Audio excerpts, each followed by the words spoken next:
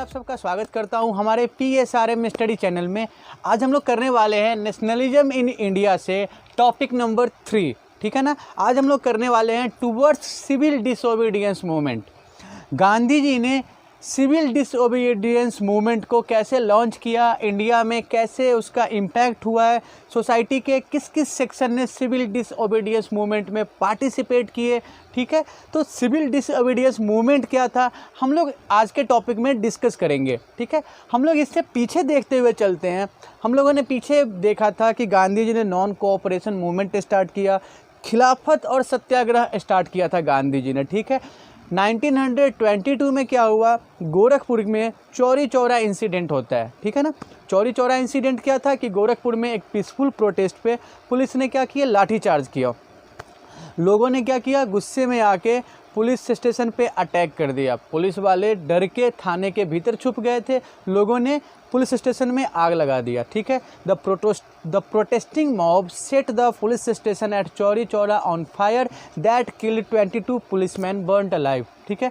22 policemen were burnt alive at Chauri Chaura by the protesting mobs, ठीक है। गांधी जी ने क्या किया, इस चौरी चौरा इंसिडेंट के विरोध में, चौरी चौरा इंसिडेंट से नाराज़ होकर गांधी जी ने अपने नॉन कोऑपरेशन मूवमेंट को वापस ले लिया। चौरी चौरा मूवमेंट हम लोग देख रहे हैं 1922 में, ठीक है ना। चौरी चौरा कहाँ पे है, चौरी चौरा है गोरखपुर के पास, ठीक है। यहाँ पे एक पीसफुल प्रोटेस्ट हो रहा था, पुलिस ने क्या किया, फोर्स यूज किया, लोगों को ऑप्रेस किया, ठीक है। पुलिस फोर्स यूज करती है, लोग उसमें घायल होते हैं, लोगों को चोट आती है, लोग क्या करते हैं, पुलिस स्टेशन को जला देते हैं, ठीक है ना। पुलिस स्टेशन में आग लगा देते हैं, फायर हो जाता है, 22 पुलिसमैन मर जाते हैं, ठीक है। अब गांधी जी ने क्या किया, इसके विरोध में अपना NCM नॉन कोऑपरेशन मूवमेंट क्या किया, गांधी जी ने वापस कर लिया, विड्रॉ कर लिया। गांधी जी को ये लगता है कि अभी जो इंडियन लोग हैं वो इतने मैच्योर हैं नहीं, और जो ये आइडिया है सत्याग्रह का, ये काफ़ी मैच्योर आइडिया है, ये कॉमन लोग इस आइडिया को नहीं बियर कर सकते हैं। तो इंडियन लोगों को ज़रूरत है कि इंडियन लोगों को ट्रेन किया जाए सत्याग्रह जैसे आइडियोलॉजी बेस्ड मूवमेंट के लिए, ठीक है ना। तो गांधी जी ने यही सोच के NCM और नॉन कोऑपरेशन मूवमेंट को क्या किया, विड्रॉ कर लिया। ओके, तो हम लोग ये देखते हैं कि जो गांधी जी के मूवमेंट है, ठीक है, गांधी जी के जो आइडिया है, गांधी जी के मूवमेंट को लेके कांग्रेस के भीतर ही डिफरेंस थे, ठीक है। गांधी जी ने, हम लोगों ने देखा है ना पीछे, नॉन कोऑपरेशन मूवमेंट में गांधी जी ने लोगों से अपील किया था कि काउंसिल इलेक्शन को बॉयकॉट करना है, ठीक है। वहीं कांग्रेस में जो लीडर हैं, चित्तरंजन दास, मोतीलाल नेहरू, NC केलकर, इन लोगों का मानना है कि गांधीयन वे से प्रोटेस्ट करने से कुछ खास अचीव नहीं होने वाला है। They were tired of the protest in Gandhian way, they were tired of Gandhian way of protest, okay. इनका ये मानना था कि कांग्रेस को काउंसिल इलेक्शन को बॉयकॉट नहीं करना चाहिए, सपोर्ट करना चाहिए, इलेक्शन के थ्रू रिप्रेजेंटेशन हासिल करके असेंबली में जाना चाहिए इंडियन लीडर्स को, और फिर वो अपने पॉलिटिकल डिमांड्स को रख सकते हैं, ठीक है। इलेक्शन को बॉयकॉट करना कोई सॉल्यूशन नहीं है। और इसी को लेके, अपने इस आइडिया को लेके, इन तीनों ने मिलके एक पॉलिटिकल पार्टी बनाई जिसको आप कांग्रेस की B टीम कह सकते हैं, स्वराज पार्टी, ठीक है ना। Chittaranjan Das, Motilal Nehru and NC Kelkar founded Swaraj Party, supported the council election. They believed that gaining political power, to gain political power, they should go through representation, they should go through council election to the legislative assembly, ठीक है।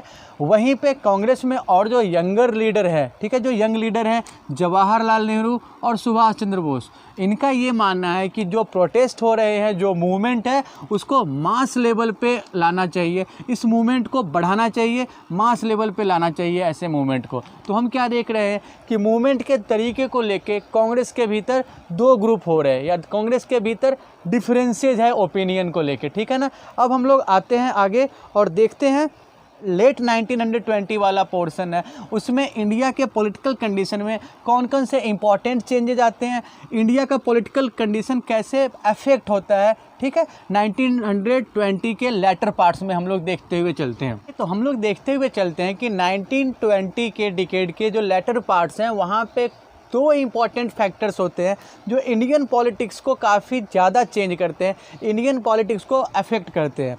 एक है Simon commission और दूसरा है the demand of पूर्ण स्वराज, ठीक है ना। तो हम लोग साइमन कमीशन को पहले समझते हैं, फिर आगे बढ़ते हैं। देखिए साइमन कमीशन क्या था। साइमन कमीशन को ना इंडियन स्टैट्यूटरी कमीशन भी कहते हैं। It is also known as Indian statutory commission और ऑल वाइट्स कमीशन, ठीक है।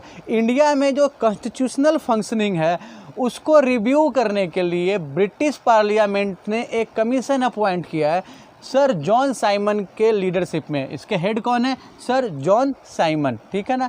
इंडिया में कॉन्स्टिट्यूशनल सिस्टम, कॉन्स्टिट्यूशनल फंक्शनिंग को रिव्यू करने के लिए और इंडिया में कॉन्स्टिट्यूशनल रिफॉर्म्स या कॉन्स्टिट्यूशनल चेंजेस को सजेस्ट करने के लिए ये कमीशन अपॉइंट किया गया है ब्रिटिश गवर्नमेंट के द्वारा, ठीक है ना।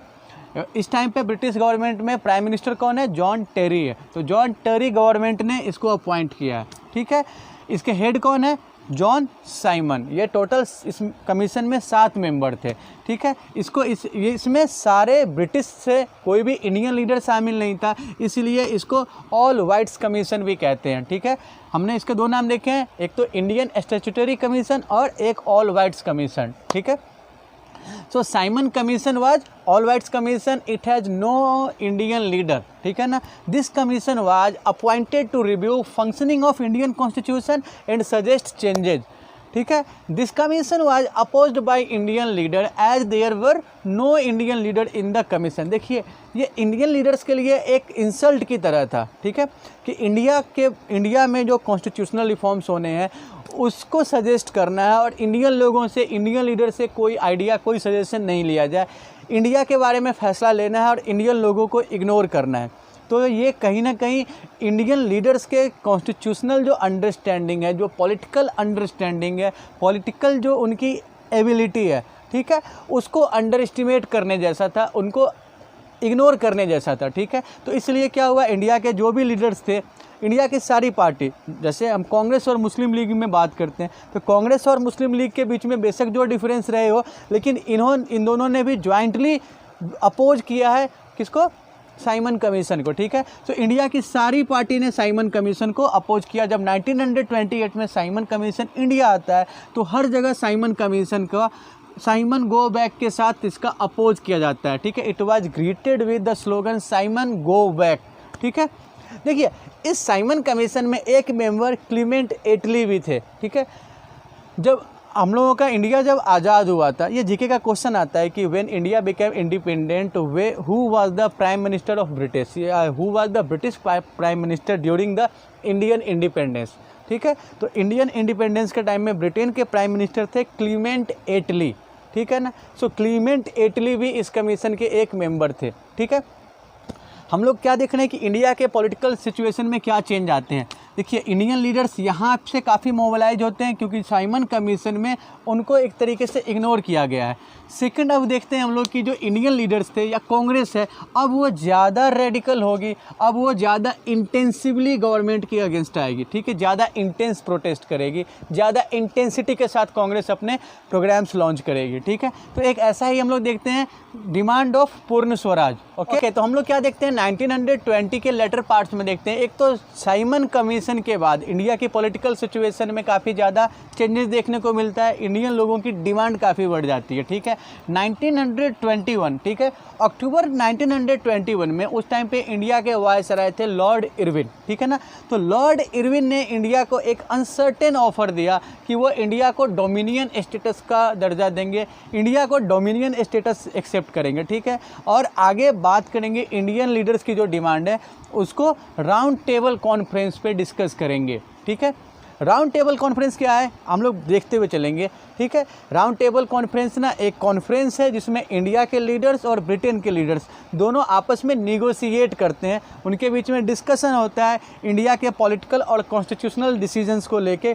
इंडिया के पॉलिटिकल और कॉन्स्टिट्यूशनल इश्यूज़ को डिस्कस करने के लिए लंदन में इंडियन लीडर्स और ब्रिटिश लीडर्स के बीच में निगोशिएशन के राउंड को बोलते हैं राउंड टेबल कॉन्फ्रेंस, ठीक है। 3 राउंड टेबल कॉन्फ्रेंस होते हैं, एक एक करके हम लोग देखते हुए चलते हैं। हम लोग अभी बात कर रहे हैं कि अक्टूबर 1929 में लॉर्ड इरविन ने इंडिया को एक ऑफ़र दिया है कि इंडिया को डोमिनियन स्टेटस बनाया जाएगा, ठीक है ना। कब हुआ ये? अक्टूबर में। नेक्स्ट मंथ नवंबर में ठीक है। नवंबर में कांग्रेस का लाहौर सेशन होता है, ठीक है, जिसके लीडर थे जवाहरलाल नेहरू।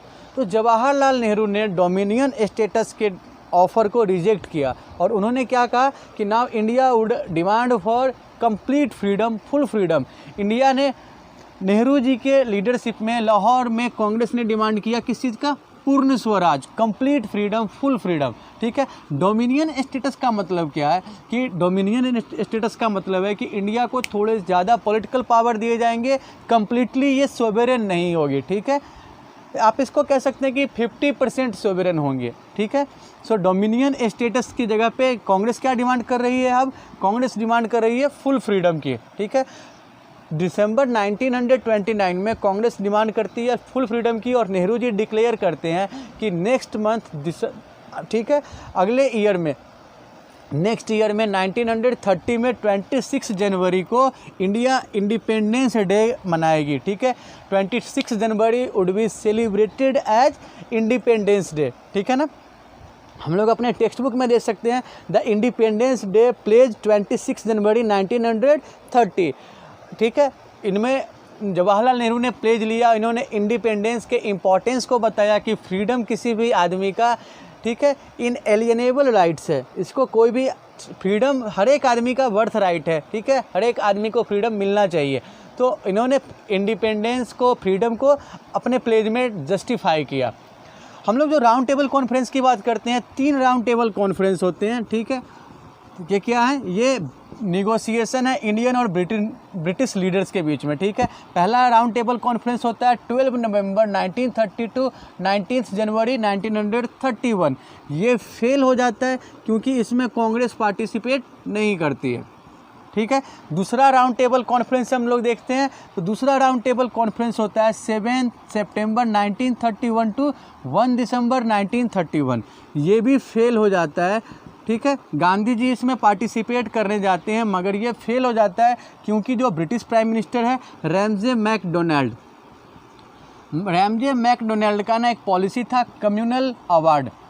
कम्युनल अवार्ड में क्या था कि ये मुस्लिम्स के लिए सेपरेट इलेक्टोरेट देने की बात कर रहे थे। तो गांधी जी ने इस आइडिया का विरोध किया, ठीक है, क्योंकि अगर मुस्लिम को सेपरेट इलेक्टोरेट मिलेगा तो इसका रिजल्ट क्या होगा कि इंडिया के जो नेशनलिस्ट मूवमेंट है, गांधी जी के जो मूवमेंट है, वो कमज़ोर हो जाएंगे, हिंदू और मुस्लिम के बीच में गैप बढ़ेगा। तो गांधी जी ने इसको प्रोटेस्ट करते हुए यहाँ राउंड टेबल कॉन्फ्रेंस से वापस इंडिया आ गए और ये मूवमेंट भी फेल, ये कॉन्फ्रेंस भी फेल हो जाता है। आप देखिएगा तो तीनों राउंड जो है, तीनों राउंड ऑफ नेगोशिएशन, तीनों राउंड टेबल कॉन्फ्रेंस फेल हो जाते हैं, ठीक है। तो हम लोग क्या देख रहे हैं कि चाहे वो साइमन कमीशन हो, चाहे वो पूर्ण स्वराज की डिमांड हो कांग्रेस के द्वारा, इंडिया की जो पॉलिटिकल सिचुएशन है वो अब तेज़ी से बदल रही है। जो इंडियन लीडर्स की डिमांड थी, ठीक है, अब वो ज़्यादा इंटेंस होती जा रही है। हम लोग अब आएंगे, टॉपिक हम लोगों का है the salt march and the civil disobedience movement. तो यहाँ पे हम लोग देखेंगे कि गांधी जी के साल्ट मार्च ने कैसे सिविल डिसओबीडियंस मूवमेंट को इंडिया में स्टार्ट किया है और उसके क्या असर होते हैं, क्या रिजल्ट्स होते हैं, ठीक है। फिर हम लोग देखते हैं कि साइमन कमीशन के आने के बाद, पूर्ण स्वराज की डिमांड के बाद और क्या सिचुएशन आगे चल के होता है जो इंडिया में सिविल डिसोबीडियंस मूवमेंट को स्टार्ट करता है, ठीक है। तो यहाँ पे हम लोग देखते हुए चलते हैं the salt march and the civil disobedience, ठीक है ना। यहाँ देखिए गांधी जी ने क्या किया, गांधी जी ने साल्ट को आइडेंटिफाई किया कि साल्ट एक पावरफुल सिंबल है जो इंडिया के लोगों को यूनाइट कर सकता है। हुआ क्या था ना कि आपको तो पता है कि गवर्नमेंट जो ब्रिटिश रूल है वो इंडिया में मैक्सिमम प्रॉफिट को फोकस कर रही थी कि कुछ भी करके किसी भी चीज़ पे जहाँ तक पॉसिबल हो मैक्सिमम टैक्सेशन करना है और रिवेन्यू जनरेट करना है, ठीक है। उन्हें इंडियन लोगों के इंटरेस्ट से कुछ ज़्यादा मतलब था नहीं। तो ब्रिटिश गवर्नमेंट ने साल्ट के प्रोडक्शन पे भी टैक्स लगा रखा था, ठीक है। उनका मोटिव क्या था कि साल्ट के प्रोडक्शन पे ब्रिटिश गवर्नमेंट की मोनोपोली हो। और आपको पता है कि साल्ट जो है वो इसेंशियल आइटम है, चाहे वो अमीर हो या गरीब हो, सबके लिए साल्ट बहुत ज़्यादा एसेंशियल आइटम में से आता है, ठीक है। तो गांधी जी ने जो साल्ट पे टैक्सेशन था तो साल्ट को आइडेंटिफाई किया कि साल्ट के थ्रू इंडिया के लोगों को यूनाइट किया जा सकता है, ठीक है ना। गांधी जी ने उस टाइम जो इंडिया के वाइसराय हैं लॉर्ड इरविन, तो गांधी जी ने इरविन को एक लेटर लिखा, उसमें 11 डिमांड रखे गांधी जी ने, ठीक है। उस डिमांड में एक डिमांड ये भी था कि साल्ट के ऊपर जो टैक्स है उसको एबॉलिश किया जाए, ठीक है। सो Gandhi ji wrote a letter to Lord Irwin with 11 demands including abolishing tax on salt, ठीक है। हमें पता है कि गवर्नमेंट क्या चाह रही है, साल्ट के प्रोडक्शन पे मोनोपोली चाह रही थी, ठीक है। लॉर्ड इरविन ने गांधी जी के सारे डिमांड को क्या किया, इग्नोर कर दिया, रिजेक्ट कर दिया, ठीक है। Irwin rejected Gandhi's demand and Gandhi ji decided then to launch civil disobedience movement. जब इरविन ने गांधी जी के डिमांड को क्या किया, रिजेक्ट किया, तो गांधी जी डिसीजन लेते हैं कि गांधी जी इंडिया में सिविल डिसोबीडियंस मूवमेंट स्टार्ट करेंगे। देखिए सिविल डिसोबीडियंस मूवमेंट क्या है, हम लोगों ने गांधी जी के पीछे कौन से मूवमेंट देखे हैं, non cooperation movement. Non cooperation movement में क्या है कि गांधी जी ने लोगों से अपील किया है कि वो गवर्नमेंट को कोऑपरेट नहीं करे, ठीक है। सिविल डिसोबीडियंस, देखिए नॉन कोऑपरेट और डिसोबीडियंस में थोड़ा सा आपको डिफरेंस दिखाई दे रहा है। नॉन कोऑपरेट थोड़ा सा कहीं ना कहीं पैसिव लगता है, जबकि डिसोबीडियंस थोड़ा सा ज़्यादा इंटेंस लगता है, ठीक है। सिविल डिसोबीडियंस मूवमेंट में क्या है, गांधी जी खुद लोगों से अपील करते हैं कि वो ब्रिटिश गवर्नमेंट को, ब्रिटिश रूल को क्या करेंगे, वायलेट करें। गांधी जी खुद से नमक मैन्युफैक्चर करते हैं, साल्ट मैन्युफैक्चर करते हैं और ब्रिटिश के जो साल्ट लॉ है उसको वायलेट करते हैं। तो गांधी जी का कोई भी लॉ वायलेट करना सिग्निफाई करता है कि इंडिया के लोग भी उस लॉ को वायलेट करें, ठीक है। यही कहलाता है सिविल डिसोबीडियंस मूवमेंट। तो हम लोग देखते हुए चलते हैं कि ये सिविल डिसोबीडियंस मूवमेंट कैसे स्टार्ट होता है। ये तो हमें पता है कि गांधी जी के जब डिमांड्स रिजेक्ट किए जाते हैं तो गांधी जी डिसाइड करते हैं कि सिविल डिसोबीडियंस मूवमेंट इंडिया में लॉन्च किया जाएगा। और सिविल डिसोबीडियंस मूवमेंट क्या है, हम लोग एक एक करके समझते हैं, ठीक है। हमने क्या देखा कि गांधी जी ने इरविन को लेटर लिखा और उसमें 11 डिमांड रखा था, जिसमें साल्ट के ऊपर से टैक्स को एबॉलिश करने की भी डिमांड थी। इरविन ने क्या किया है, गांधी जी के सारे डिमांड को रिजेक्ट कर दिया। तो गांधी जी ने क्या अनाउंस किया कि वो इंडिया में सिविल डिसोबीडियंस मूवमेंट स्टार्ट करेंगे अब, ठीक है। गांधी जी ने क्या किया इस मूवमेंट को, 12 मार्च 1930 को गांधी जी अपने साबरमती आश्रम, कहाँ पे है ये, अहमदाबाद में है, ठीक है ना। तो साबरमती आश्रम से गांधी जी ने एक मार्च स्टार्ट किया। उनके साथ गांधी जी के 78 फॉलोअर्स थे और मती आश्रम से दांडी तक के लिए एक मार्च स्टार्ट किया। साबरमती से दांडी की जो दूरी है, जो साबरमती से दांडी, दांडी ना एक गुजरात के कोस्टल एरिया में है, ठीक है। दांडी को लोकेट करना, अहमदाबाद को लोकेट करना, आप मैप पे दोनों जगह देख सकते हैं, ठीक है। मैंने पहले भी कहा था कि इस चैप्टर से रिलेटेड प्लेस ही मैप पे शो करने के लिए आते हैं। तो सारे लोकेशंस को मैप पे लोकेट करते हुए चलिएगा आप लोग, ठीक है। तो गांधी जी ने साबरमती आश्रम अहमदाबाद से मार्च स्टार्ट किया है दांडी के लिए।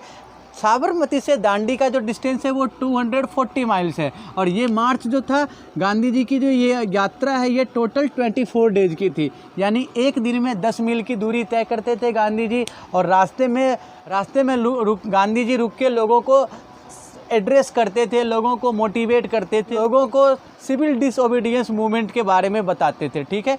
तो Gandhi ji on 12 March 1930 he started march from Sabarmati to Dandi with 78 followers. Okay, the total distance of the march was 240 miles that was traveled in 24 days. Gandhi ji reached Dandi on 6 March, ठीक है। 6 मार्च को गांधी जी दांडी पहुंचते हैं। दांडी पहुंच के गांधी जी ने जो सी के वाटर थे, सी वाटर को बॉयल करके नमक बनाया।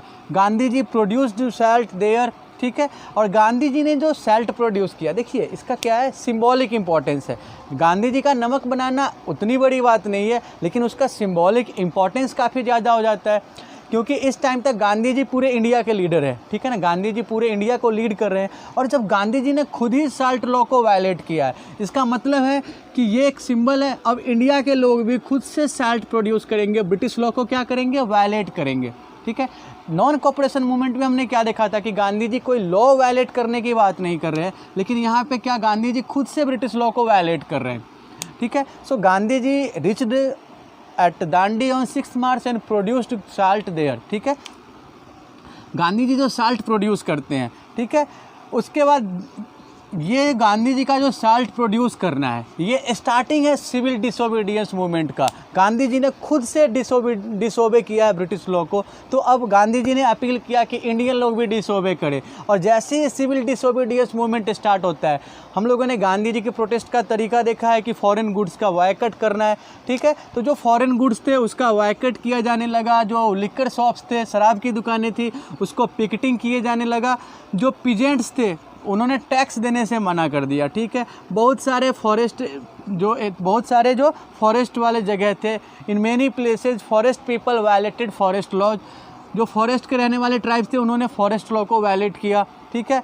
गांव में जो विलेज ऑफिशियल्स थे उन्होंने अपने जॉब से रिजाइन कर दिया। तो हम क्या देख रहे हैं कि गांधी जी का सिविल डिसोबीडियंस मूवमेंट अब इंडिया में स्प्रेड हो रहा है और लोग खुल के ब्रिटिश लॉ को डिसोबे कर रहे हैं, ठीक है।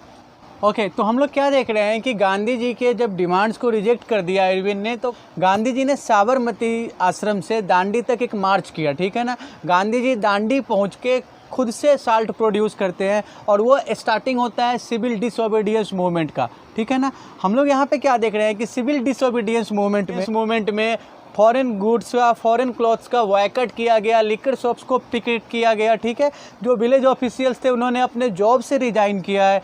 जो फॉरेस्ट पीपल थे उन्होंने फॉरेस्ट लॉ को वायलेट किया, ठीक है।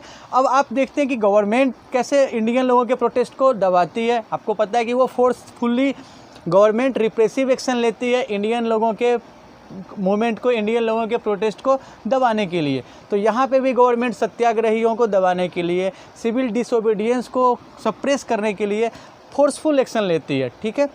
जो मूवमेंट में पार्टिसिपेट करने वाले लोग थे उनको बहुत बुरी तरीके से पीटा गया, ठीक। और 1 लाख से ज़्यादा लोगों को गवर्नमेंट ने क्या किया, अरेस्ट किया है, ठीक है।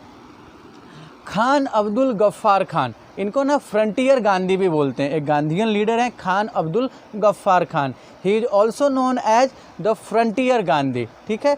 पेशावर में इनको अरेस्ट किया गया, ठीक है। खान अब्दुल गफ्फार खान को पेशावर में अरेस्ट किया गया। पेशावर अब पाकिस्तान में, पहले इंडिया और पाकिस्तान सब यूनाइटेड थे। तो पेशावर में इनके गिरफ्तारी के अगेंस्ट, इनके अरेस्ट के विरुद्ध लोगों ने क्या किया, डिमॉन्स्ट्रेशन किया, ठीक है। डिमॉन्स्ट्रेशन करते हुए लोग वायलेंट हो गए, लोगों ने गवर्नमेंट के बिल्डिंग पे अटैक किया। तो जैसे वायलेंस बढ़ता जा रहा था, ठीक है, और भी अलग अलग हिस्सों से वायलेंस की रिपोर्ट आ रही थी। तो गांधी जी ने जो ग्रोइंग वायलेंस है उसको कंसर्न करते हुए गांधी जी ने क्या किया, लॉर्ड इरविन के साथ एक पैक्ट साइन किया, एक समझौता किया, एक डील किया, जिसको गांधी इरविन पैक्ट कहते हैं, ठीक है। इसमें क्या था, इसमें मेन प्रोविज़न ये था कि Gandhi ji civil disobedience movement को कॉल ऑफ करेंगे, सस्पेंड करेंगे और लॉर्ड इरविन गांधी जी की बात को रखेगा ब्रिटिश गवर्नमेंट के आगे। गांधी जी को उन्होंने कन्विंस किया, परसुएड किया राउंड टेबल कॉन्फ्रेंस में पार्टिसिपेट करने को, ठीक है। हम लोगों ने राउंड टेबल कॉन्फ्रेंस देखा है। तो Gandhi ji was persuaded to participate in the second round table conference, ठीक है। ये था Gandhi Irwin pact. Gandhi Irwin pact में ये डील था कि जो सत्याग्रहियों को अरेस्ट किया गया है, इरविन उनको छोड़ देंगे, ब्रिटिश गवर्नमेंट उनको रिलीज कर देगी, गांधी जी अपना मूवमेंट कॉल ऑफ करेंगे और निगोशिएशन के लिए ब्रिटिश गवर्नमेंट के साथ गांधी जी ज्वाइन करेंगे राउंड टेबल कॉन्फ्रेंस को लंदन में, ठीक है। सो Gandhi ji join the second round table conference, ठीक है। देखिए, जो Gandhi ji second round table conference में पार्टिसिपेट करने के लिए लंदन जाते हैं तो वहाँ पे निगोशिएशन का कोई रिजल्ट नहीं आता, ठीक है। Gandhi ji round table conference को बीच में छोड़ के वापस इंडिया आ जाते हैं और जब गवर्नमेंट को लगता है कि गांधी जी से निगोशिएशन नहीं हो रहा है, कोई बात नहीं बन रही है, तो गवर्नमेंट और ज़्यादा हार्श एक्शन लेती है, ठीक है ना। गवर्नमेंट क्या करती है, कांग्रेस को बैन कर देती है। कांग्रेस वाज डिक्लेयर्ड इलीगल और कांग्रेस के जो भी इंपॉर्टेंट लीडर थे, चाहे वो जवाहरलाल नेहरू हो, चाहे वो खान अब्दुल गफ्फार खान हो, इन लोगों को अरेस्ट कर दिया गया, ठीक है ना। तो फिर से गांधी जी क्या करते हैं, गांधी जी फिर से डिसीजन लेते हैं कि जिस सिविल डिसोबीडियंस मूवमेंट को गांधी जी ने कॉल ऑफ किया था, सस्पेंड किया था, अब उसको फिर से रीलॉन्च करेंगे, फिर से देश में सिविल डिसोबीडियंस मूवमेंट स्टार्ट किया जाएगा, ठीक है। तो गांधी जी ने फिर से रिलॉन्च किया है सिविल डिसोबीडियंस मूवमेंट को, जो 1 साल तक कंटिन्यू किया। बाद में क्या हुआ, धीरे धीरे ये मूवमेंट अपना मोमेंटम खोने लगा, ठीक है। इसके क्या रीज़न थे हम लोग आगे देखेंगे, हम लोग आगे समझेंगे कि जो सिविल डिसोबीडियंस मूवमेंट थे, इसको लेके सोसाइटी के अलग अलग सेक्शन ने कैसे रिएक्ट किया है, ठीक है। आज के वीडियो में हम लोग इसी टॉपिक तक रुकते हैं, आज के वीडियो में हम लोग यहीं तक करते हैं। मैं उम्मीद करता हूं कि आज के इस टॉपिक में डिस्कस किए गए हैं उसको आपने काफ़ी अच्छे से समझा होगा। अगर फिर भी कोई प्रॉब्लम होती है तो आप अपने प्रॉब्लम शेयर कर सकते हैं स्क्रीन पे फ्लैश हो रहे व्हाट्सअप नंबर पे। और अगर आपको ये वीडियो पसंद आया तो आप प्लीज़ हमारे चैनल को लाइक और सब्सक्राइब करेंगे। Thanks for your support. Have a nice day.